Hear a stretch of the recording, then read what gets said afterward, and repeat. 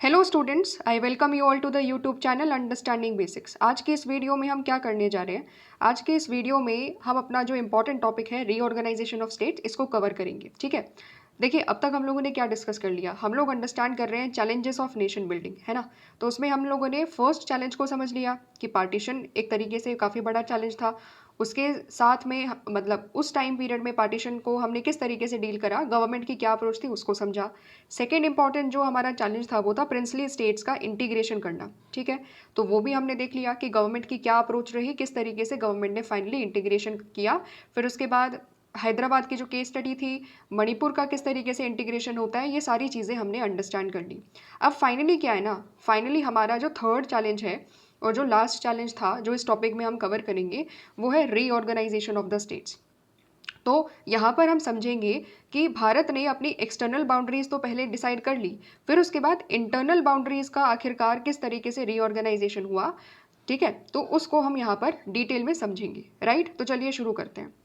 The process of nation building did not come to an end with the partition and integration of princely states। तो जो nation building का जो process है वो partition के challenge को सॉल्व कर देने से या प्रिंसली स्टेट्स के इंटीग्रेशन सॉल्व कर देने तक ही सीमित नहीं था।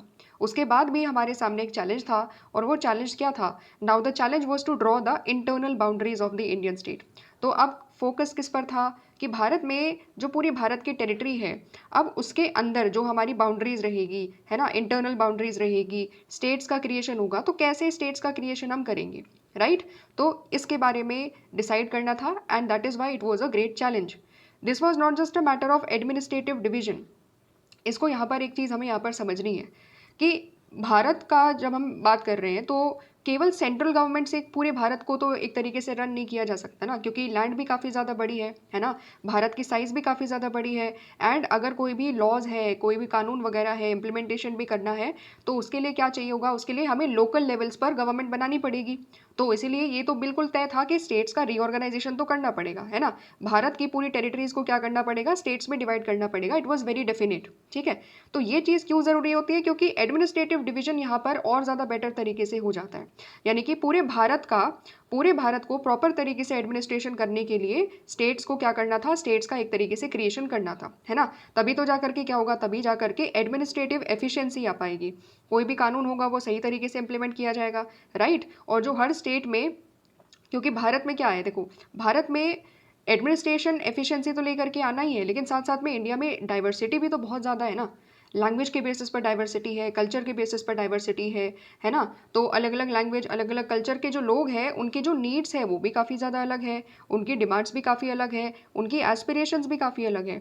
तो क्योंकि भारत में इतनी ज़्यादा डाइवर्सिटी है, तो डाइवर्सिटी को मीट करने के लिए भी ज़रूरी था भारत के सामने कि भारत क्या करे? अपने स्टेट्स का क्रिएशन करे, और एक तरीके से इंडिया में जो इंटरनल बाउंड्रीज है उनका क्या हो सके? रीऑर्गेनाइजेशन हो सके। ठीक है, so the boundary has to be drawn in a way so that the linguistic and the cultural plurality of the country could be reflected without affecting the unity of the nation।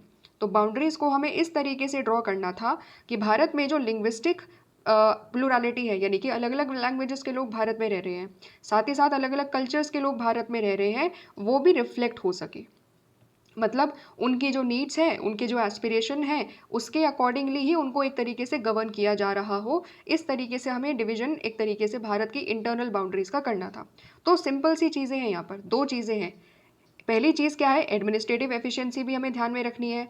हमें पूरे भारत देश का जो administration है, जो governance है, वो भी अच्छा करना है। ये बात तो बिल्कुल ठीक है, लेकिन साथ साथ में हमें लिंग्विस्टिक और कल्चरल प्लुरलिटी को भी आइडेंटिफाई करना है। जो लिंग्विस्टिक ग्रुप्स हैं और जो कल्चरल ग्रुप्स हैं, उनकी जो एक तरीके से रिप्रेजेंटेशन है, उस रिप्रेजेंटेशन को भी ध्यान में रखना है, उनकी नीड्स एंड एस्पिरेशंस को भी ध्यान में रखना है। तो हमें दोनों चीज़ों को साथ में लेकर के चलना था, एंड इस तरीके से अपने भारत की जो इंटरनल बाउंड्रीज थी उनको बनाना था। ठीक है, तो ये तो एक तरीके से था कि हमें करना क्या है और इंटरनल बाउंड्रीज को किस तरीके से ड्रॉ करना था। अब हम एक इम्पॉर्टेंट चीज़ पढ़ते हैं। इम्पॉर्टेंट चीज़ क्या है कि कॉलोनियल रूल के टाइम पर जो स्टेट बाउंड्रीज थी वो कैसे डिसाइड हो रही थी। तो during the colonial rule the state boundaries they were drawn either on administrative convenience. तो पहली चीज़ क्या है? कॉलोनियल रूल के दौरान एडमिनिस्ट्रेटिव कन्वीनियंस के बेसिस पर बाउंड्रीज को ड्रॉ किया जा रहा था। ठीक है, दूसरी चीज़ क्या थी? दूसरा तरीका क्या था? Either simply coincided with the territories annexed by the British government. तो दूसरा तरीका क्या था कि जैसे ही ब्रिटिश गवर्नमेंट ने किसी भी टेरिटरी को एक तरीके से क्या कर लिया, ऑक्यूपाई कर लिया, तो जैसा उसका ओरिजिनल शेप था टेरिटरी का, जैसा वो ओरिजिनली थी टेरिटरी, उसको एज इट इज़ रखा गया, उसमें कोई चेंज नहीं करे। यानी कि उसमें जो लैंग्वेज और जो कल्चर के बेसिस पर जो डाइवर्सिटी थी एक तरीके से उसको वहाँ पर कंप्लीटली इग्नोर कर दिया। और जैसी चीज़ें चल रही थी, जैसी वो टेरिटरी एडमिनिस्टर करी जा रही थी, गवर्नमेंट ने, ब्रिटिश गवर्नमेंट ने उसको वैसे ही कंटिन्यू करके रखा। तीसरा तरीका क्या था, territories ruled by the princely power. तो जो प्रिंसली स्टेट्स के कंट्रोल में थे, तो वहाँ पर भी जैसे हैदराबाद में अगर आप देखोगे तो हमने हैदराबाद की केस स्टडी को अंडरस्टैंड करा था। एक बार मैप की तरफ चलते हैं तो चीज़ें और ज़्यादा क्लियर हो जाएगी। तो जब हम हैदराबाद की बात करते हैं तो हमें क्या पता है, हमें ये पता है कि हैदराबाद में काफ़ी सारे अलग अलग कल्चर्स के लोग रहते होंगे, राइट। लेकिन वहाँ पर क्या लैंग्वेज और कल्चर के बेसिस पर क्या रीऑर्गेनाइजेशन हो रहा है? नहीं, वहाँ पर तो जो टेरिटरी है एज इट इज़ टेरिटरी चल रही है ना। सिमिलरली अगर आप बॉम्बे रीजन को देखोगे, ये वाला जो बॉम्बे एक तरीके से स्टेट है ब्रिटिश इंडिया का, तो उसमें भी क्या हो रहा है, उसमें भी आप देखोगे तो कुछ एरियाज़ क्या है आज के टाइम के गुजरात के हैं, कुछ एरियाज़ क्या है आज के टाइम के जो महाराष्ट्र है वहाँ के हैं। मतलब क्या है कि अलग अलग लैंग्वेजेस, अलग अलग कल्चर के लोग एक तरीके से क्या थे, एक ही स्टेट के अंदर रह रहे थे, ठीक है। तो मतलब क्या है, मतलब ओवरऑल आइडिया ये है कि जो ब्रिटिशर्स के टाइम पीरियड में जो इंटरनल बाउंड्रीज थी ना इंडिया की, वो कैसी थी, वहाँ पर हमने अपनी लिंग्विस्टिक या कल्चर डाइवर्सिटीज़ को रिकॉग्नाइज नहीं किया हुआ था, रादर एडमिनिस्ट्रेटिव कन्वीनियंस के आधार पर, या फिर जैसे ये टेरिटरीज एक्वायर करी गई थी एज इट इज़ तरीके से ही इंटरनल बाउंड्रीज को, स्टेट की बाउंड्रीज को ड्रॉ करा जा रहा था, ठीक है। तो इसके बाद क्या होता है, इसके बाद ये होता है कि जब आज़ादी हमें मिल रही होती है ना, तो उससे भी पहले जो कांग्रेस थी या फिर जितने भी हमारे पॉलिटिशियंस थे नेशनल मूवमेंट के दौरान, वो इस तरीके से सोच रहे थे कि जब भारत आज़ाद होगा तो हम अपने पूरे के पूरे स्टेट्स को क्या करेंगे, लिंग्विस्टिक प्रिंसिपल के बेसिस पर अपने स्टेट्स का फॉर्मेशन करेंगे। इस तरीके से उन्होंने क्या किया था, एक तरीके से प्रॉमिस किया था, and there was a consensus, एक तरीके से कंसेंसस था, हर कोई इस चीज़ पर्टिकुलर चीज़ पर एग्री कर रहा था कि ठीक है आज़ादी लेते हैं, आज़ादी के बाद क्या करेंगे, भारत की जो बाउंड्रीज है उसको क्या करेंगे, लैंग्वेज के बेसिस पर अपनी स्टेट्स की बाउंड्रीज को ड्रॉ किया जाएगा। इसके चलते हुए क्या हुआ, नागपुर का जो सेशन था, Nagpur session of Congress in 1920, the principle was recognised as the basis of reorganisation of the Indian National Congress party itself. तो ये जो लिंग्विस्टिक प्रिंसिपल है, ये जो लिंग्विस्टिक प्रिंसिपल है, इसी के बेसिस पर नागपुर सेशन जब होता है कांग्रेस का 1920 में, तो जो इंडियन नेशनल कांग्रेस पार्टी थी उसने अपने आप को कैसे रीऑर्गेनाइज करा, लिंग्विस्टिक बेसिस पर रीऑर्गेनाइज करा। इसका मतलब क्या है, इसका मतलब ये है that many provincial Congress committee they were created by linguistic zones which did not follow the administrative divisions of British India. मतलब सिंपल सी बात है, कांग्रेस ने क्या करा, कांग्रेस ने अलग अलग स्टेट्स में अपनी कमिटीज़ बनाई जिसको प्रोविंशियल कांग्रेस कमिटीज़ कहा जाता है। तो प्रोविंशियल कांग्रेस कमिटीज़ कैसे क्रिएट करी गई, लिंग्विस्टिक जोन्स के बेसिस पर क्रिएट करी गई। इसको अभी हम डिटेल में समझते हैं, एक सेकेंड। अब देखो, जब हम बात कर रहे हैं कि कांग्रेस ने अपने आप को, प्रोविंशियल कांग्रेस कमिटीज़ को लैंग्वेज के बेसिस पर ड्रॉ करा रादर देन कि ब्रिटिश इंडिया का जो मैप था या जो ब्रिटिश प्रोविंसेस थे उसकी जगह पर, तो इसका मतलब क्या है, एग्जाम्पल ले लेते हैं तो चीज़ें क्लियर हो जाएगी। फॉर एग्जाम्पल अगर हम बॉम्बे प्रोविंस की बात करें, ठीक है, तो बॉम्बे प्रोविंस में क्या हो रहा था, बॉम्बे प्रोविंस में अगर कांग्रेस को अपनी प्रोविंशियल कांग्रेस कमिटीज़ बनानी होती तो वो इस तरीके से क्रिएट कर देती कि Bombay provincial Congress committee, right. तो वहाँ पर ऐसा नहीं हो रहा था, कांग्रेस ने ऐसा नहीं करा, कांग्रेस ने लिंग्विस्टिक बेसिस पर करा। लिंग्विस्टिक बेसिस का मतलब क्या है कि अगर बॉम्बे की बात करें तो बॉम्बे में गुजराती बोलने वाले लोग भी थे, मराठी बोलने वाले लोग भी थे। तो कांग्रेस ने क्या करा कि instead of Bombay provincial Congress committee बनाने की जगह पर उन्होंने बनाया गुजरात के बेसिस पर जो गुजरात प्रोविंशियल कांग्रेस कमेटी है, और साथ ही साथ में मराठी प्रोविंशियल कांग्रेस कमेटी, ठीक है। मतलब क्या है, लैंग्वेज के बेसिस पर, लैंग्वेज के बेसिस पर जहाँ जहाँ पर जो लैंग्वेज बोली जा रही है उस लैंग्वेज के बेसिस पर उन्होंने अपनी प्रोविंशियल कांग्रेस कमिटीज़ बनाई। समझ गए, यहाँ तक चीज़ें क्लियर होगी। अब हम आगे बढ़ते हैं। तो इस तरीके से क्या होता है, इस तरीके से स्टार्टिंग से ही जो कांग्रेस थी वो क्या कर लेती है, अपने स्टेट्स का एक तरीके से रीऑर्गेनाइजेशन, मतलब अपनी प्रोविंशियल कमिटीज़ का रीऑर्गेनाइजेशन इस तरीके से करती है, ठीक है। तो फिर क्या होता है, मतलब क्या है, मतलब हम लोग बिल्कुल क्लियर थे कि आज़ादी मिलने दो, एक बार क्या होगा, फिर जब हम इंडिपेंडेंस हो जाएंगे तो अपनी स्टेट्स की बाउंड्रीज को लैंग्वेज के बेसिस पर बनाने की कोशिश करेंगे, ठीक है। लेकिन क्या ऐसा हो पाया? नहीं। क्यों? क्योंकि यहाँ पर आप देखोगे कि जो हमारे लीडर्स थे ना, वो जो पहले सोच करके चल रहे थे कि लैंग्वेज के बेसिस पर बनाएंगे, इंडिपेंडेंस के बाद और पार्टीशन के बाद उनकी ये सोच बदल जाती है। क्यों बदल जाती है आखिरकार, और क्यों वो रिलक्टेंट दिखाई देते हैं कि नहीं भाई, लैंग्वेज के बेसिस पर भारत की स्टेट्स की बाउंड्रीज नहीं ड्रॉ करी जाएगी, एक तरीके से इस तरीके का स्टैंड वो ले लेते हैं। तो क्यों इतना बड़ा चेंज आया कि पहले हर कोई बोल रहा था कि हाँ भाई ठीक है, लैंग्वेज के बेसिस पर बनाई जाएंगी चीज़ें, and after independence and after partition of India वो कहते हैं नहीं, लैंग्वेज के बेसिस पर चीज़ें नहीं बनाई जाएगी, लैंग्वेज के बेसिस पर भारत की इंटरनल बाउंड्रीज को ड्रॉ नहीं किया जाएगा। तो क्यों ऐसा चेंज हुआ, इसको हम यहाँ पर समझते हैं। Our leaders felt that carving out the states on the basis of language might lead to disruption and disintegration. सबसे पहली चीज़ उन्हें क्या लगी, उन्हें ये लगा कि अगर देखो लैंग्वेज के बेसिस पर भारत को दोबारा से क्या किया जाएगा, इंटरनली रीड्रॉ किया जाएगा ना, अगर स्टेट्स बनाई जाएंगे तो हो सकता है इसकी वजह से डिसरप्शन हो जाए, हो सकता है भारत का डिसइंटीग्रेशन हो जाए। ठीक है, मतलब क्या, मतलब ये वो इस तरीके से यहाँ पर सोच रहे थे, क्योंकि देखो पार्टीशन की जो मेमोरी थी ना, the memory of partition they were still very fresh. Partition हमें पता है कि रिलीजन के बेसिस पर ऑलरेडी इंडिया का एक बार पार्टीशन हो चुका है। तो हम उस समय जो लीडर्स थे हमारे, because they were very much influenced by the things that were happening around that point of time, तो पार्टीशन हो रहा था उसकी वजह से काफ़ी ज़्यादा वो इन्फ्लुएंस थे उन सब चीज़ों से। तो डर था हमेशा हमारे दिमाग में, क्या था कि भारत की यूनिटी एंड इंटीग्रिटी हमेशा मेंटेन रहनी चाहिए, और लैंग्वेज की रीऑर्गेनाइजेशन का जब सोच रहे थे तो उनको लग रहा था कि डिसरप्शन लेकर के आ सकता है और भारत का दोबारा से एक डिसइंटीग्रेशन हो सकता है। क्यों?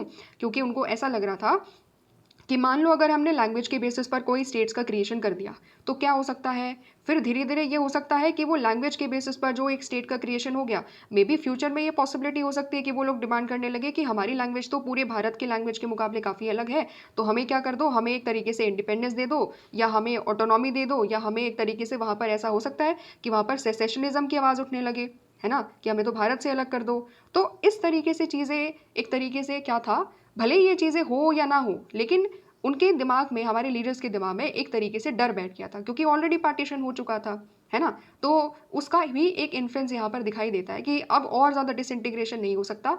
अब इसीलिए उन्होंने क्या डिसाइड किया कि अभी फ़िलहाल, यानी कि आज़ादी के तुरंत बाद डिसाइड किया गया कि अभी रुक जाते हैं, अभी लैंग्वेज वाले के मुद्दे को बाद में देखेंगे, लिंग्विस्टिक रीऑर्गेनाइजेशन करना है कि नहीं करना है, ये चीज़ें बाद में देखी जाएगी। तो इस तरीके से उन्होंने चीज़ों को एक तरीके से क्या रखा, बाद में डिसाइड करने के लिए छोड़ दिया।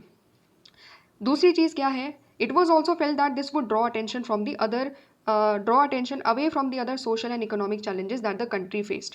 दूसरी बड़ी चीज़ क्या थी कि भारत जैसे ही आज़ाद हुआ तो भारत के सामने कुछ अर्जेंट चैलेंजेस थे, है ना।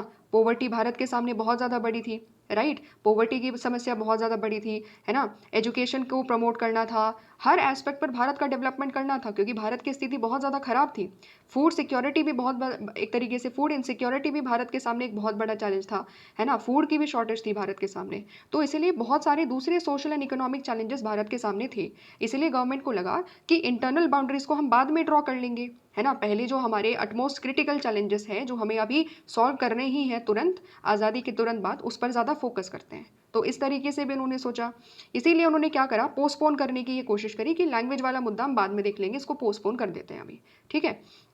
सिमिलरली प्रिंसली स्टेट्स का जो मैटर था वो भी एक तरफ सॉल्व किया जा रहा था, प्रिंसली स्टेट से नेगोशिएट किया जा रहा था, बातचीत करी जा रही थी, है ना। कश्मीर का मुद्दा काफ़ी ज़्यादा मुश्किल एक तरीके से लग रहा था, और हैदराबाद का भी इशू काफ़ी ज़्यादा कॉम्प्लिकेटेड था। तो प्रिंसली स्टेट्स के साथ साथ में भी डील वहाँ पर किया जा रहा था। तो इन सब सिचुएशन की वजह से फाइनली उन्होंने डिसाइड किया कि देखो भाई, अभी हम क्या करते हैं, अभी हम लैंग्वेज के बेसिस पर बनाएंगे कि नहीं बनाएंगे, इसको बाद में देखेंगे, ठीक है। अभी कुछ और अर्जेंट चैलेंजेस हैं जो इंडिया एट प्रेजेंट फेस कर रहा है, पहले उनको देख लेते हैं। ये तो अंदर की बात है ना, भारत के अंदर की बात है, तो उसको बाद में डिसाइड कर लेंगे, राइट। इस तरीके से उन्होंने चीज़ें करी। तो हमारे लीडर्स का ये स्टैंड हो गया फाइनली। लेकिन जो भारत के लोग थे, यानी कि जो हमारी लिंग्विस्टिक कम्युनिटीज़ थी ना, उनको ये स्टैंड पसंद नहीं आया। उनको लगा कि गवर्नमेंट तो बिल्कुल भी कंसर्न ही नहीं है हमारी डिमांड्स को लेकर के। तो धीरे धीरे आप देखोगे, अभी हम अंडरस्टैंड करेंगे कि किस तरीके से अलग अलग लैंग्वेज की जो कम्युनिटीज़ हैं, अलग अलग जो लिंग्विस्टिक ग्रुप्स हैं हमारे, वो स्टेट्स रीऑर्गेनाइजेशन की डिमांड उठाने लगते हैं on the basis of language. और फिर से ये दोबारा से मुद्दा, एक बड़ा मुद्दा उठ करके आता है भारत में। सो होता क्या है, protest began in Telugu speaking areas of the old Madras province, which included the present day Tamil Nadu, parts of Andhra Pradesh, Kerala and Karnataka. तो सरकार ने तो कह दिया कि हम क्या करेंगे, अभी इस मैटर को सॉल्व नहीं करेंगे, हम पोस्टपोन करेंगे। बट लोगों के दिमाग में क्या था, बहुत सारे लोग तो ये चाह रहे थे कि मतलब एक स्पेसिफिक रीजन में इंडिया के क्या हो चुका था, बहुत ज़्यादा एग्रेसिव मूवमेंट शुरू हो चुकी थी कि लैंग्वेज के बेसिस पर एक नए स्टेट्स का क्रिएशन की डिमांड उठ चुकी थी। और वो कौन सा स्टेट था? वो था ओल्ड मद्रास प्रोविंस। ठीक है, तो जो ओल्ड मद्रास प्रोविंस है उसमें जो तेलुगु स्पीकिंग जो कम्युनिटी थी, जो तेलुगु स्पीकिंग लोग थे, उन्होंने बोला कि देखो भाई, हमें क्या चाहिए, हमें मद्रास से अलग करो और हमारे लिए क्या करो, तेलुगु स्पीकिंग लोगों के लिए एक अलग से राष्ट्र बनाओ। एंड वो क्या होगा, एक अलग से राष्ट्र, एक अलग से राष्ट्र नहीं, एक अलग से स्टेट बनाइए। एक अलग से स्टेट क्या था? एक अलग से स्टेट था विशाल आंध्रा, मतलब एक तरीके से आंध्र राज्य की डिमांड वहां पर उठने लग जाती है। ठीक है, सो विशाल आंध्रा मूवमेंट, इस मूवमेंट को, ये जो मूवमेंट शुरू हुई तेलुगु स्पीकिंग लोगों के द्वारा, तो this movement was called as Vishal Andhra movement. So Vishal Andhra movement क्या थी? The Vishal Andhra movement as the movement for a separate Andhra was called, demanded that the Telugu speaking areas should be separated from Madras province of which they were a part and be made into a separate Andhra province। तो demand किसकी उठने लगी? आंध्र प्रदेश की demand उठने लगी। तो अगर question आता है CUET में भी या फिर 12th बोर्ड में भी कि सबसे पहले डिमांड कौन से स्टेट की उठने लगी आज़ाद भारत में, तो वो डिमांड किसकी थी? आंध्र प्रदेश की डिमांड थी। ठीक है, तो थोड़ा सा अब हम मैप की तरफ चल लेते हैं, तो मैप में और ज़्यादा चीज़ें क्लियर हो जाएगी। जैसा आप यहाँ पर देख सकते हो, ये क्या है? ये एक तरीके से अगर आप देखोगे तो ये एक तरीके से हमारा मद्रास प्रोविंस है, राइट। इस मद्रास प्रोविंस में जो यहाँ पर जो तेलुगु स्पीकिंग एरियाज थे, तेलुगु स्पीकिंग एरियाज थे, वहाँ के लोगों ने डिमांड उठानी चालू करी कि देखो भाई, हमें मद्रास से अलग करो। ठीक है, क्योंकि मद्रास में क्या है, यहाँ पर एक दूसरी भाषा बोली जा रही है। ठीक है, तमिल भाषा यहाँ पर बोली जा रही है, तो हमें क्या चाहिए, मतलब on the basis of language की हमारी भाषा क्या है, हमारी भाषा तेलुगु है, तो अलग करो। इस तरीके से यहाँ पर क्या होने लगी, आवाज़ उठने लगी कि लैंग्वेज के बेसिस पर हमें एक नया राज्य दे दो। और उस राज्य की डिमांड क्या थी? वो था आंध्र प्रदेश की डिमांड। ठीक है, समझ में आया? तो विशाल आंध्रा मूवमेंट, इस मूवमेंट को कहा जाता है। ठीक है, तो ये चीज़ें शुरू हो गई। ठीक है, फिर उसके बाद क्या होता है कि nearly all the political forces in the Andhra region they were in favour of linguistic reorganisation of the then Madras province. तो जो मद्रास प्रोविंस में जितने भी जो पॉलिटिकल फोर्सेस थी, पॉलिटिकल फोर्सेस का मतलब है एक तरीके से इवन जो लोकल जो वहाँ पर जो पॉलिटिकल लीडर्स थे ना, जो पॉलिटिकल लीडर्स थे जो तेलुगु बोला करते थे, तो इवन वो लोग भी डिमांड कर रहे थे कि नहीं, होना चाहिए, गवर्नमेंट ऐसे पोस्टपोन नहीं कर सकती मैटर को, और हम डिमांड कर रहे हैं कि एक तरीके से लैंग्वेज के बेसिस पर हमें अलग राज्य दिया जाए। ठीक है, तो इस तरीके से चीज़ें हुई। फिर इन्हीं पॉलिटिकल लीडर्स में से एक स्पेसिफिक हमारे जो लीडर्स हैं, कांग्रेस के लीडर पोटी श्रीरामलू, तो वो कौन थे? वो थे बेसिकली एक कांग्रेस के लीडर थे, एंड ऑल्सो वो एक वेटरन गांधीयन थे, तो गांधी जी के आइडियाज़ में भी विश्वास रखते थे। तो ये लीडर उठकर आए, उन्होंने क्या करा, he went on to indefinite fast that led to his death after 56 days. क्योंकि देखो, गांधी जी के फॉलोवर है, तो नॉन वायलेंस का जो तरीका था, जैसे गांधी जी फास्ट किया करते थे, सेम टू सेम चीज़ इन्होंने भी अपनाई। और इन्होंने क्या करा, आंध्र प्रदेश की क्रिएशन की डिमांड को एक तरीके से फुलफिल करवाने के लिए उन्हें लगभग 56 डेज तक एक तरीके से फास्ट रखा।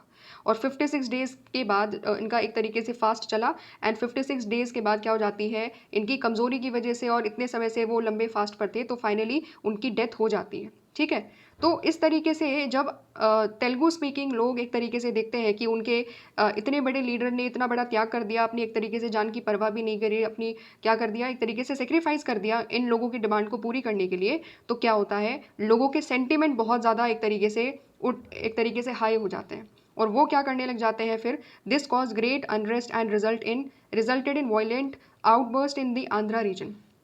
आंध्रा रीजन में क्या होना शुरू हो जाता है, बहुत ज़्यादा अनरेस्ट और बहुत ज़्यादा वायलेंस एक तरीके से शुरू हो जाता है। लोग स्ट्रीट्स पर आने लगते हैं, फिर पुलिस भी क्या करती है, पुलिस भी लोगों को कंट्रोल करती है, इसमें काफ़ी सारे लोगों की जान भी चली जाती है। तो मतलब वायलेंस का एक तरीके से वायलेंस का लेवल धीरे धीरे बढ़ जाता है। तो फाइनली क्या होता है, फाइनली जब ये देखने को मिलता है कि भाई अभी पार्टीशन के दौरान तो ऑलरेडी इतना ज़्यादा वायलेंस हमने देखा, तो गवर्नमेंट को क्या लगा कि इसको यहाँ पर कंट्रोल करना पड़ेगा और कुछ ना कुछ सोल्यूशन तो निकालना पड़ेगा। तो फाइनली प्राइम मिनिस्टर ने क्या किया, prime minister announce the formation of separate Andhra state in December 1952। So Pandit Jawaharlal Nehru को क्या करना पड़ा यहाँ पर, क्योंकि पब्लिक का प्रेशर बहुत ज़्यादा हो गया था, इस पर्टिकुलर प्रेशर की वजह से डिसाइड करना पड़ा, एक तरीके से बता दिया गया कि ठीक है, एक आंध्र प्रदेश, एक सेपरेट राज्य आंध्र प्रदेश का क्रिएशन हो जाएगा दिसंबर 1952 में। इस तरीके से चीज़ें अनाउंस कर दी गई। ठीक है, तो इस तरीके से क्या होता है, हम देखते हैं मतलब गवर्नमेंट रिलक्टेंट थी स्टार्टिंग में कि ये अभी मुद्दा बहुत ज़्यादा बड़ा नहीं है, लिंग्विस्टिक रीऑर्गेनाइजेशन तो हम बाद में भी देख लेंगे, बट क्योंकि लोगों की डिमांड बहुत ज़्यादा बढ़ गई थी एंड पॉपुलर प्रेशर बहुत ज़्यादा देखने को मिला, लोगों का प्रेशर बहुत ज़्यादा यहाँ पर हो गया था, दैट इज़ वाई गवर्नमेंट को लगा कि नहीं सिचुएशन ख़राब हो सकती है ना, तो सिचुएशन ख़राब और ज़्यादा ना हो इसलिए उन्होंने बोला कि ठीक है ये डिमांड पर्टिकुलरली यहाँ पर मान ली जाएगी, ठीक है। तो इस तरीके से वहाँ पर पहली डिमांड मान ली जाती है। अब यहाँ पर क्या होता है, यहाँ पर अगर आप देखोगे तो जैसे ही आंध्र प्रदेश की डिमांड एक्सेप्ट कर ली जाती है कि ठीक है आंध्र प्रदेश का क्रिएशन होगा, उसके बाद क्या होता है, उसके बाद बाकी जो अलग अलग राज्य है ना, जो बाकी इंडिया में अलग अलग स्टेट्स थे, तो वहाँ पर भी क्या हो रहा था, वहाँ पर भी अलग अलग लैंग्वेजेस के लोग एक साथ रह रहे थे। जैसे बॉम्बे में हमने देखा गुजराती और मराठी बोलने वाले लोग एक साथ रह रहे थे। सिमिलरली पंजाब में भी पंजाबी बोलने वाले लोग थे, हिंदी बोलने वाले लोग थे। इस तरीके से क्या हो रहा था कि अलग अलग लैंग्वेज की कम्युनिटीज़ एक तरीके से एक साथ रह रही थी। तो उन्होंने क्या करा, उन्होंने जब ये देखा कि अच्छा आंध्र प्रदेश के लोगों की डिमांड मान ली गई है गवर्नमेंट के द्वारा, सो उनको भी एक इंसेंटिव मिला, उनको भी एक मोटिवेशन मिला कि यार अगर उनकी डिमांड पूरी हो सकती है तो हमारी भी पूरी कर सकती है सरकार। तो फिर वो लोग भी आगे आगे और उन्होंने क्या करा, उन्होंने भी फिर उसी तरीके से डिमांड करनी चालू करी, उसी तरीके से वो लोग भी सड़कों पर उतरना चालू हो गए कि हमें भी क्या चाहिए, हमें भी लैंग्वेज के बेसिस पर हमारा जो अलग लैंग्वेज है ना उसके बेसिस पर अलग राज्य बना दो, ठीक है। तो ये जो पर्टिकुलर कार्टून है वो यही चीज़ बता रहा है। Struggle for survival 26 of July 1953 captures contemporary impression of the demand for linguistic states. तो क्योंकि कार्टून बेस्ड क्वेश्चन आते हैं आपके एग्जामिनेशन में, इसीलिए हम इस कार्टून को यहाँ पर समझेंगे। तो यहाँ पर क्या बताई जा रही है, स्ट्रगल फॉर सर्वाइवल है। मतलब क्या है कि यहाँ पर जो अलग अलग स्टेट्स है वो क्या कर रहे हैं, वो अपनी सर्वाइवल के लिए क्या कर रहे हैं, अपनी एक अलग से आइडेंटिटी क्रिएट करने के लिए क्या कर रहे हैं, अपनी डिमांड उठा रहे हैं कि अगर जो गुजराती बोलने वाले जो लोग हैं बॉम्बे प्रोविंस के, वो डिमांड कर रहे हैं कि हमें क्या दे दो, गुजरात दे दो। सिमिलरली अगर आप देखोगे तो जो कर्नाटका मैसूर वाले जो लोग हैं तो वो अपने लिए संयुक्त कर्नाटका की डिमांड उठा रहे हैं, और जो मराठी बोलने वाले लोग हैं वो अपने लिए महाराष्ट्र की डिमांड उठा रहे हैं। मतलब क्या है, इस तरीके से जहाँ जहाँ पर जो जो मेजर मेजर लिंग्विस्टिक कम्युनिटीज़ थी उन्होंने अपनी लैंग्वेज के बेसिस पर अपने लिए एक अलग राज्य की, एक अलग स्टेट्स की डिमांड उठानी चालू कर दी थी, ठीक है। क्योंकि एक लैंग्वेज की एक डिमांड एक बार एक्सेप्ट कर ली गई है ना, विशाल आंध्रा मूवमेंट एक तरीके से क्या हुआ, वो तो सक्सेसफुल हो गई क्योंकि आंध्र प्रदेश का क्रिएशन हो गया। तो फिर इसीलिए गवर्नमेंट को क्या देखने को मिलता है, यहाँ पर जो गवर्नमेंट है वो चारों ओर से अलग अलग स्टेट्स के द्वारा घेरी जाती है, मतलब अलग अलग राज्य की डिमांड एक तरीके से उसको घेरे हुए हैं। एंड फिर गवर्नमेंट के सामने ये समस्या आ जाती है कि अभी तो एक प्रॉब्लम सॉल्व करी, अब तो इतने सारे लैंग्वेज की कम्युनिटीज़ डिमांड कर रही है, तो उसको कैसे सॉल्व किया जाए। तो ये सारी समस्याएं गवर्नमेंट को यहाँ पर एक तरीके से देखने के आई कि अब तो अलग अलग राज्यों में भी डिमांड उठ रही है।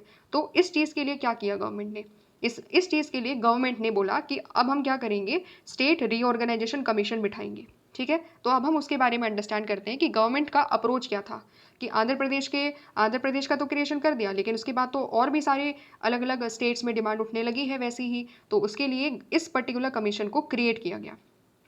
So these struggles forced the central government into appointing a state reorganization commission in 1953 to look into the question of redrawing the boundaries of the state. तो जो बाउंड्रीज ऑफ स्टेट थी उसको रीड्रॉ करने के लिए क्या किया गया, स्टेट रीऑर्गेनाइजेशन कमीशन का सेटअप किया गया, इसको बनाया गया। एंड ये कब बनाई जाती है, 1953 में बनाई जाती है, राइट। अब मेरा यहाँ पर एक क्वेश्चन है, इस स्टेट रीऑर्गेनाइजेशन कमीशन में 3 मेंबर्स थे, ठीक है। तो 3 मेंबर्स के नाम आप कमेंट करके बताओगे जिसको भी पता होगा, ठीक है। तो ये कमीशन बनाई गई, फिर कमीशन क्या करती है, कमीशन सारे इशू को देखती है कि अच्छा कौन कौन सी कम्युनिटीज़ है अलग अलग स्टेट्स में, कौन कौन से स्टेट में कौन कौन सी भाषा बोलने वाले लोग हैं, और किस तरीके से स्टेट का रीऑर्गेनाइजेशन हम कर सकते हैं। तो फाइनली क्या होता है, जब ये कमीशन पूरा स्टडी करती है, पूरी जो हमारा प्रॉब्लम था लिंग्विस्टिक रीऑर्गेनाइजेशन से जुड़ा हुआ उसको अंडरस्टैंड किया जाता है। फाइनली 1956 में क्या होता है, 1956 में स्टेट रीऑर्गेनाइजेशन कमीशन ने जो रिपोर्ट एक तरीके से दी थी उसके बेसिस पर एक्ट बनाया जाता है। So states reorganisation act was passed in the year of 1956। तो स्टेट रीऑर्गेनाइजेशन एक्ट पास किया गया। इसके बाद क्या होता है, this led to the creation of 14 states and 6 union territories. तो स्टेट रीऑर्गेनाइजेशन एक्ट 1956 में आता है एंड फाइनली इसकी वजह से इंडिया की बाउंड्रीज क्रिएट करी जाती है, इंटरनल बाउंड्रीज क्रिएट करी जाती है एंड 14 स्टेट्स और 6 यूनियन टेरिटरीज का क्रिएशन होता है, ठीक है। तो मैप हम लोग देख लेते हैं तो चीज़ें और ज़्यादा क्लियर हो जाएगी। यहाँ पर ये देखो, 1961 में दिखाया हुआ है, एडमिनिस्ट्रेटिव मैप 1961। तो फाइनली जो हमारे स्टेट्स थे, इस तरीके से स्टेट्स का क्रिएशन हो जाता है, जैसे जम्मू कश्मीर हो गया, पंजाब हो गया।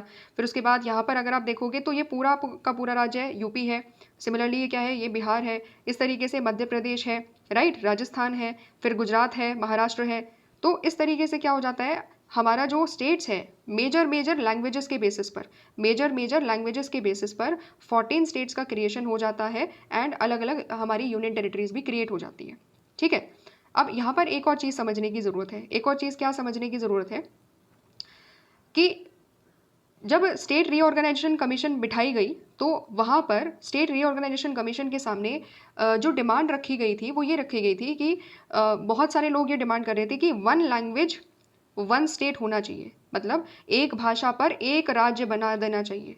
तो कि मतलब क्या है, मतलब ये है कि भारत में तो इतनी सारी लैंग्वेजेस हैं, तो यहाँ पर डिमांड करी जा रही थी कि हर लैंग्वेज का एक अपना खुद का राज्य हो।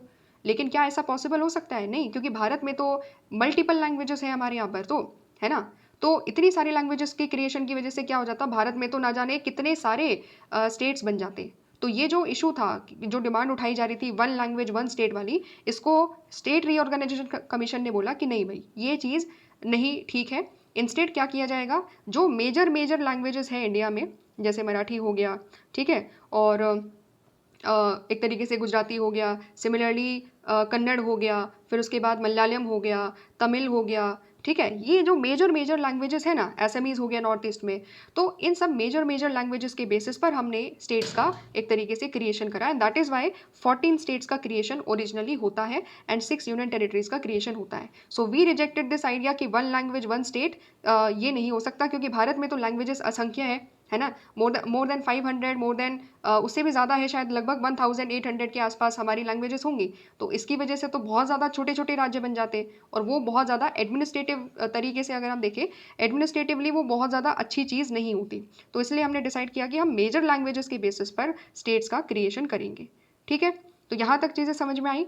फिर उसके बाद क्या होता है, अब यहाँ पर हम लोग क्या अंडरस्टैंड करेंगे, पहले एक बार ये वाला जो कार्टून है इसको भी थोड़ा सा समझ लेते हैं। इसमें भी एक इंटरेस्टिंग चीज़ बताई गई है। यहाँ पर क्या दिखाया जा रहा है, कॉक्सिंग the Jini back 5 February 1956 asked if the state reorganization commission could contain the genie of linguism। तो क्या दिखाए जा रहे हैं यहाँ पर ये जो स्टेट रीऑर्गेनाइजेशन कमीशन है ना, इससे एक तरीके से इसमें ये जो जिनी है ना, जिसको हिंदी में क्या कहते हैं, जिन कहते हैं, तो उसको वापस बुलाने की कोशिश करी जा रही है कि देखो तुम इस बोतल से निकल गए थे और वापस से क्या करो, एक तरीके से इस बोतल में आ जाओ। तो यहाँ पर क्या हो रहा है, मतलब आइडिया क्या है, आइडिया देखो, इसको समझने की कोशिश करो, एनालाइज करेंगे तो चीज़ें समझ में आएंगी। जब हम जिनी की बात कर रहे हैं और वो भी जिनी ऑफ लिंग्विज्म, तो हमने क्या देखा, हमने देखा कि आंध्र प्रदेश में जिनी ऑफ लिंग्विज्म एक तरीके से क्या हुआ, बहुत ज़्यादा स्ट्रेंथन हुआ, तो उसकी वजह से आंध्र प्रदेश का क्रिएशन हो गया, राइट। फिर उसके बाद क्या होता है, फिर यही जिनी सेम टू सेम चीज़, यही जिनी क्या करता है, यही जिनी जा करके अलग अलग स्टेट्स में भी बहुत ज़्यादा तबाही मचाता है, क्योंकि क्या हो जाता है, अलग अलग स्टेट्स में भी क्या होने लगती है, स्टेट्स की डिमांड उठने लगती है। बॉम्बे प्रोविंस में अलग अलग डिमांड उठने लगती है कि गुजरात बनाओ, एक तरीके से महाराष्ट्र बनाओ, राइट। तो अलग अलग लैंग्वेजेस की जो कम्युनिटीज़ थी वो भी अपनी अपनी लैंग्वेजेस के बेसिस पर अपने स्टेट्स की डिमांड करने लग जाती है। उसी चीज़ को सॉल्व करने के लिए क्या किया जाता है, स्टेट रीऑर्गेनाइजेशन कमीशन को बनाया जाता है, राइट, ताकि ये पूरी की पूरी प्रॉब्लम को समझे। ये जो जिनी ने जो तबाही मचाई है, जो लिंग्विज्म की जो एक्टिविज्म था कि लैंग्वेज के बेसिस पर स्टेट का रीऑर्गेनाइजेशन बनाना है, ये इतनी ज़्यादा जो एक्टिविज्म हुआ और इतनी सारा जो डिमांड्स उठ रही थी, तो इन सब चीज़ों को सॉल्व करने के लिए स्टेट रीऑर्गेनाइजेशन कमीशन का सेटअप किया जाता है। तो फाइनली ये कोशिश करी जा रही है कि ये जो कमीशन बिठाई है ना, ये इस पूरी की पूरी जो प्रॉब्लम है ना, ये जो पूरी की पूरी प्रॉब्लम है, इसको सॉल्व करने की कोशिश करेगी। तो इसीलिए स्टेट रीऑर्गेनाइजेशन कमीशन क्या करने की कोशिश कर रही है कि जो प्रॉब्लम है इसको एक तरीके से कंट्रोल करते हुए और वापस से इसको बोला जा रहा है कि भाई जिनी वापस आओ इस बोतल में और बंद हो जाओ, यानी कि ये जो प्रॉब्लम है इसको सॉल्व करने की कोशिश यहाँ पर इसके द्वारा करी जा रही है। ठीक है, तो ये एक ओवरऑल गवर्नमेंट की अप्रोच दिखाता है कि गवर्नमेंट की अप्रोच क्या रही। गवर्नमेंट ने सोचा कि अच्छा प्रॉब्लम थोड़ी सी कॉम्प्लेक्स हो गई है, हर स्टेट में डिमांड उठ रही है, तो क्या किया जाना चाहिए, एक कमीशन बिठा देनी चाहिए और वो कमीशन एक प्रपोज करेगी कि क्या सोल्यूशन हो सकता है इस प्रॉब्लम को डील करने का। ठीक है, अब यहाँ पर हम क्या अंडरस्टैंड करेंगे कि आखिरकार गवर्नमेंट इतनी ज़्यादा रिलेक्टेंट क्यों थी। गवर्नमेंट इतनी ज़्यादा रिलेक्टेंट क्यों थी लिंग्विस्टिक बेसिस पर, लैंग्वेज के बेसिस पर रीऑर्गेनाइजेशन करने से? तो उसी के बारे में यहाँ पर कुछ चीज़ें दी हुई है। One of the important concern in the early years was that demand for separate states would endanger the unity of the country. तो सबसे पहली चीज़ क्या थी हमारे दिमाग में, मतलब हमारे लीडर्स के दिमाग में ये थी कि अगर लैंग्वेज के बेसिस पर बना दिए ना स्टेट्स, तो हमारी कंट्री की यूनिटी खतरे में आ सकती है। ठीक है, इसके बारे में हमने पहले भी डिस्कशन करा। तो यूनिटी का मतलब यहाँ पर क्या है, कैसे यूनिटी पर खतरा आ सकता है? It was felt that linguistic states may foster separatism and create pressure on the newly founded nation. तो डर था ये बेसिकली क्या था, एक तरीके से डर था, क्योंकि हमें पता है पार्टीशन ऑलरेडी हो चुका है। तो पार्टीशन का भी एक उसकी वजह से भी कहीं ना कहीं अंदर डर था कि ऑलरेडी एक बार चीज़ें हो चुकी है तो दोबारा से वायलेंस हो दोबारा से डिसइंटीग्रेशन नहीं होना चाहिए, राइट। तो इसीलिए सेपरेटिज्म की जो संभावनाएं थी कि दोबारा से लैंग्वेज के बेसिस पर कहीं सेपरेटिज्म ना हो जाए, डिसइंटीग्रेशन ना हो जाए इंडिया का, वो कहीं ना कहीं फियर था। इसी की वजह से गवर्नमेंट क्या थी, रिलक्टेंट थी। बट फाइनली क्या होता है, पॉपुलर प्रेशर गवर्नमेंट के ऊपर बहुत ज़्यादा बढ़ जाता है, तो फाइनली गवर्नमेंट को क्या करना पड़ा, लिंग्विस्टिक स्टेट्स की जो चॉइस थी उसके अकॉर्डिंगली चलना पड़ा। It was hoped that if we accept the regional and the linguistic claims of all the regions, the threat of division and separatism would be reduced. तो गवर्नमेंट ने फिर क्या सोचा, गवर्नमेंट ने सोचा कि देखो सॉल्यूशन क्या है, सॉल्यूशन ये तो नहीं है ना कि हम लोगों की आवाज़ को एक तरीके से क्या कर देंगे, लोगों की वॉइस को दबा देंगे, ये तो सॉल्यूशन नहीं है। क्यों? क्योंकि हमने क्या बोला, हमने बोला that we are a democratic country. अगर हम डेमोक्रेटिक कंट्री हैं तो हम लोगों की आवाज़ को दबा तो नहीं सकते ना, क्योंकि ये अधिकार है लोगों को, freedom of speech and expression है उनके पास, फंडामेंटल राइट्स है उनके पास। तो ये तरीका तो हो नहीं सकता कि हम मिलिट्री भेज देंगे और सारी की सारी जो लोग हैं जो प्रोटेस्ट कर रहे हैं उनको एक तरीके से क्या कर देंगे, उनकी आवाज़ को दबा देंगे। So that was not the way, because India was a democratic country. ठीक है, तो ये अप्रोच तो इंडिया अडॉप्ट ही नहीं कर सकता था। तो फिर डिसाइड क्या किया गवर्नमेंट ने कि क्या किया जाएगा, ये जो डिमांड उठ रही है रीजनल बेसिस पर, लिंग्विस्टिक बेसिस पर, उसको एक्सेप्ट कर लिया जाएगा। इसीलिए गवर्नमेंट ने इस तरीके से बात करी कि चलो ठीक है, दबा तो सकते नहीं है, एक्सेप्ट करना पड़ेगा। तो इसीलिए फाइनली गवर्नमेंट ने क्या करा, उस चीज़ को एक्सेप्ट करा। Besides, the accommodation of the regional demands and the formation of linguistic states were also seen as more democratic. तो जो रीजनल डिमांड्स की जो एक तरीके से उसको मानना था, है ना, रीजनल डिमांड्स को फुलफिल करना, लिंग्विस्टिक स्टेट्स को बना देना, ये क्या था, ये ज़्यादा डेमोक्रेटिक तरीका था। इसका मतलब क्या है, देखो थोड़ा सा कंपैरेटिव एनालिसिस करते हैं। पाकिस्तान में क्या था, हमने पढ़ा है कि वेस्ट पाकिस्तान था और साथ ही साथ क्या था, ईस्ट पाकिस्तान था, राइट। कुछ समय के बाद क्या होता है, ईस्ट पाकिस्तान में क्या होने लगती है, सेपरेटिज्म की आवाज़ उठने लगती है। क्यों? क्योंकि वहाँ पर उनकी जो लैंग्वेज थी, उनकी जो बांग्ला भाषा थी, वो क्या करी जा रही थी, जो बांग्ला भाषा थी एक तरीके से उसको दबाया जा रहा था, है ना। तो क्या हो रहा था, तो उसकी वजह से जो फाइनली जो बाकी यहाँ के जो लोग होते हैं वो पाकिस्तान की गवर्नमेंट के खिलाफ क्या कर रहे हैं, रेजिस्ट कर रहे हैं कि हमें अपनी भाषा बोलने दो, हमें एक तरीके से उर्दू इम्पोज मत करो हमारे ऊपर, समझ रहे हो। तो ये डिमांड क्या पाकिस्तान की सरकार ने मानी? नहीं, पाकिस्तान ने तो क्या करा, अपनी आर्मी भेज करके वहाँ के जो लोग थे, जो बांग्ला भाषी लोग थे, उनके ऊपर एट्रोसिटीज़ करना चालू कर दिया, विमेन के साथ रेप करना चालू कर दिया और लोगों को मारना चालू कर दिया। तो मतलब क्या है, मतलब ये है कि जब उन्होंने डिमांड करी तो डिमांड को क्या डेमोक्रेटिक तरीके से हैंडल किया गया? क्या नहीं, वहाँ पर लोगों को मारा गया, सप्रेस करने की कोशिश करी गई कि किसी भी तरीके से ये जो भाषा के आधार पर ये जो लोग आवाज़ उठा रहे हैं ना, उसको दबा दिया जाए। तो फिर होता क्या है, क्या वाकई में दबा पाए आवाज़? नहीं हुआ। क्या 1971 में एक बांग्लादेश का क्रिएशन हुआ कि नहीं हुआ, on the basis of language? समझ रहे हो। तो ये चीज़ तो बगल के राज्य में हुई, है ना। तो गवर्नमेंट के सामने, भारत की गवर्नमेंट के सामने भी तो यही सारे चैलेंजेस था, लेकिन गवर्नमेंट ने क्या करा, गवर्नमेंट ने कहा नहीं, इंडिया एक डेमोक्रेटिक कंट्री है, इंडिया इज़ अ डेमोक्रेसी, तो हम नहीं करेंगे, मतलब हम लोगों की एक तरीके से आवाज़ को बहुत लंबे टाइम तक दबाकर नहीं रख सकते हैं, है ना।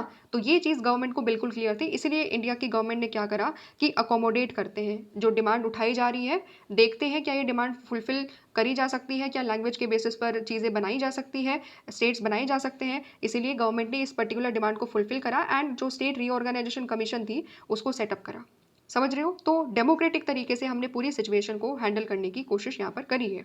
ओके, फिर उसके बाद अब यहाँ पर हम क्या समझेंगे, अब यहाँ पर हम समझेंगे कि जो लैंग्वेज के बेसिस पर हमने अपने स्टेट्स का क्रिएशन करा, उसकी वजह से इम्पैक्ट क्या रहे आखिरकार। जो हम सोच रहे थे, हमारी गवर्नमेंट सोच रही थी कि यूनिटी इंटीग्रिटी पर खतरा हो सकता है, डिसइंटीग्रेशन हो सकता है भारत का, क्या वैसा हुआ? तो अल्टीमेटली रिजल्ट क्या था, तो थोड़ा सा उसको यहाँ पर समझते हैं। सबसे पहली चीज़ क्या थी, it change the nature of democratic politics and the leadership in some basic ways. क्या किया उसने, जो लैंग्वेज के बेसिस पर हमने स्टेट्स का रीऑर्गेनाइजेशन करा उसकी वजह से डेमोक्रेटिक पॉलिटिक्स का नेचर बदला और लीडरशिप बदली। मतलब क्या है, the path to politics and the power was now open to the people other than the small English speaking elite.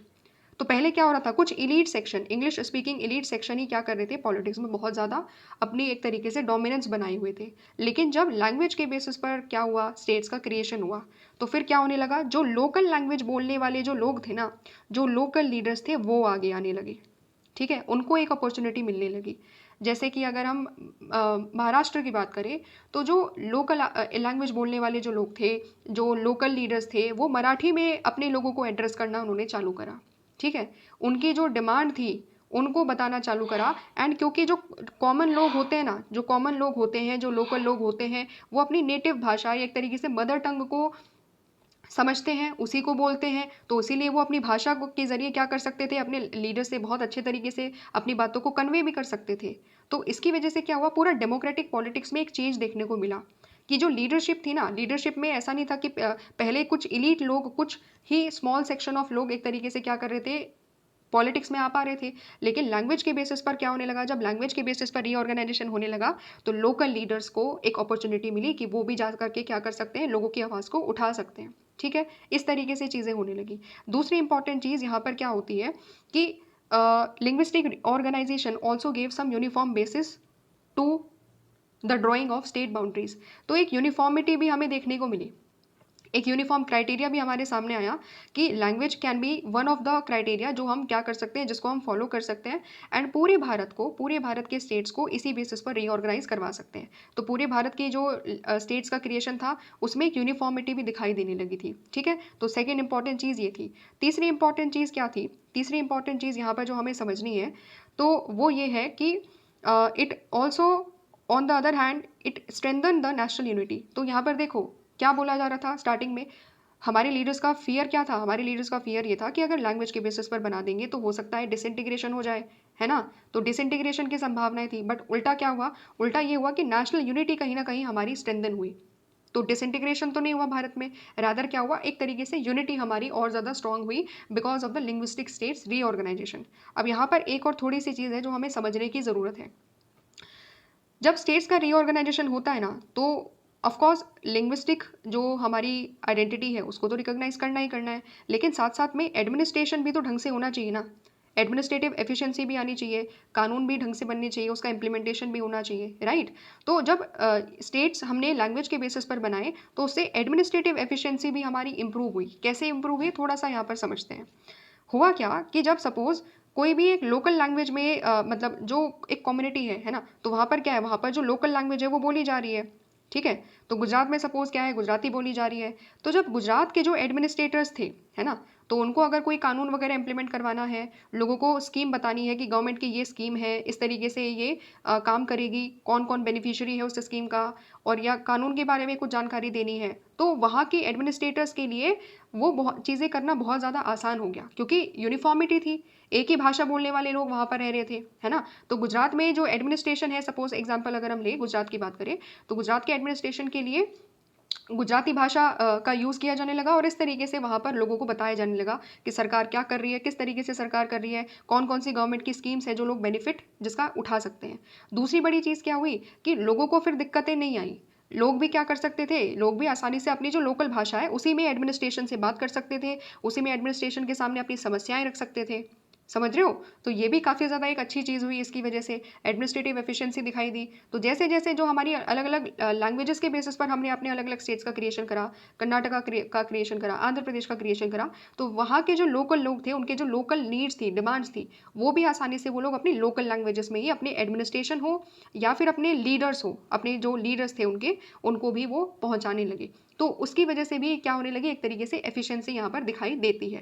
And that is Y उनको फील होने लगा कि हाँ, उनके ही लीडर्स हैं, उनकी ही भाषा के लीडर्स हैं जो उनको रिप्रेजेंट कर रहे हैं, उनकी भाषा में ही एक तरीके से चीज़ों को एडमिनिस्ट्रेशन को किया जा रहा है। तो इसीलिए उनको लगा कि हाँ, उनकी जो डिमांड थी वो क्या हो रही है, फुलफिल हो रही है। ठीक है, तो that is why it also strengthen the national unity. तो भारत की जो यूनिटी थी, जो भारत के प्रति जो लगाव था, वो क्या होने लगा, और ज़्यादा स्ट्रेंथन होने लगा। राइट, समझ में आ गई चीज़ें। तो ये सारी चीज़ें हमने समझी कि फियर था बहुत ज़्यादा चीज़ों को लेकर के, बट वो फियर एक तरीके से क्या निकला, वो सच नहीं निकला। रादर चीज़ें क्या हुई, हमारी जो लैंग्वेज के बेसिस पर जो रीऑर्गेनाइजेशन था उसने यूनिटी को और ज़्यादा स्ट्रेंथन करा। Above all the linguistic states underline the acceptance of principle of diversity. सबसे ज़्यादा बड़ी चीज़ क्या है यहाँ पर जो हमें ध्यान देनी है, इन सब चीज़ों से ऊपर ये है कि हमने जो अपना प्रिंसिपल ऑफ डाइवर्सिटी है ना उसको यहाँ पर एक्सेप्ट किया। ये दिखा रहा है कि गवर्नमेंट ने डाइवर्सिटी को क्या करा, आइडेंटिफाई करा कि हाँ भारत में अलग अलग लैंग्वेजेस के लोग हैं, ये डाइवर्सिटी है भारत में लैंग्वेज के बेसिस पर, और उसको ही यहाँ पर रिकोगनाइज किया गया। तो क्यों ऐसा होता है, क्योंकि जब हम कह रहे हैं कि भारत एक डेमोक्रेटिक कंट्री है, तो डेमोक्रेटिक का मतलब ये नहीं है ना कि केवल डेमोक्रेटिक कॉन्स्टिट्यूशन है तो डेमोक्रेसी है, या फिर केवल और केवल क्योंकि भारत में इलेक्शन होते हैं तो इसीलिए भारत डेमोक्रेसी है। तो डेमोक्रेसी का अगर हम डेमोक्रेसी को केवल डेमोक्रेटिक कॉन्स्टिट्यूशन या इलेक्शंस तक सीमित कर देते ना, तो वो that would be a very narrow interpretation of democracy. वो बहुत नैरो मीनिंग हो जाएगा डेमोक्रेसी का।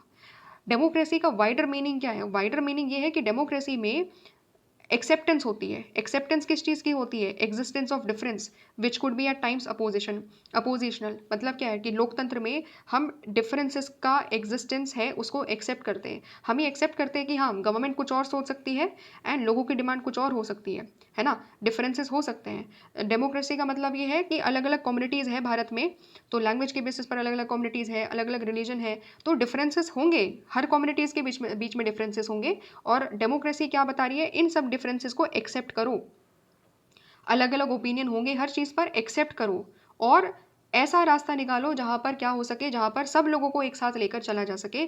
That is the wider meaning of democracy. दूसरी बड़ी चीज़ क्या है, democracy in other words was associated with plurality end of ideas and the ways of life. तो डेमोक्रेसी में क्या होता है, डेमोक्रेसी में जो प्लूरलिटी ऑफ आइडियाज़ है, ऐसा नहीं कि मतलब केवल एक आइडियाज़ डोमिनेंट तरीके से उसी को डोमिनेंट बनाया जा रहा है, नहीं, हर आइडियाज़ को एक्सेप्ट किया जा रहा है, हर आइडियाज़ को एक्सेप्ट किया जा रहा है। जो प्लूरलिटी है, लैंग्वेज के बेसिस पर हमारी प्लूरलिटी हो, रिलीजन के बेसिस पर हमारी प्लूरलिटी हो, किसी भी तरीके से हमारी जो प्लूरलिटी है, जो डाइवर्सिटी है ना, उसको हमने क्या करना है, उसको हमने रिकॉग्नाइज करना है। ये चीज़ है डेमोक्रेसी। इसीलिए जब लैंग्वेज के बेसिस पर ये डिमांड उठने लगी तो फिर लैंग्वेज को भी हमने रिकॉग्नाइज करा, डाइवर्सिटी को भी रिकॉग्नाइज करा, और बहुत डेमोक्रेटिक तरीके से, पीसफुल तरीके से इन सब प्रॉब्लम्स को एक तरीके से रिजॉल्व किया है। ठीक है, तो इस तरीके से ये जो हमारा टॉपिक था ये हो गया है कंप्लीट।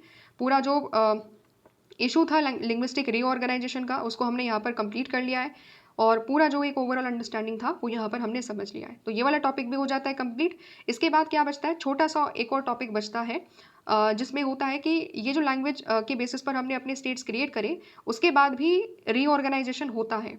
जैसे यूपी, ये जो पूरा का पूरा राज्य है, उससे क्या निकल कर आता है, एक तरीके से उत्तराखंड का क्रिएशन होता है, मध्य प्रदेश से एक और स्टेट्स का क्रिएशन होता है, बिहार में अलग स्टेट का क्रिएशन होता है। तो जो बाद में जो अलग अलग स्टेट्स का रीऑर्गेनाइजेशन हुआ, तेलंगाना का क्रिएशन हुआ, तो उसके बारे में हम डिटेल में अंडरस्टैंड करेंगे, जो कि यहाँ पर इस पर्टिकुलर बॉक्स में दिया हुआ है। ठीक है, तो मिलते हैं नेक्स्ट वीडियो में जहाँ पर हम ये वाला टॉपिक अंडरस्टैंड करेंगे। Thanks for watching.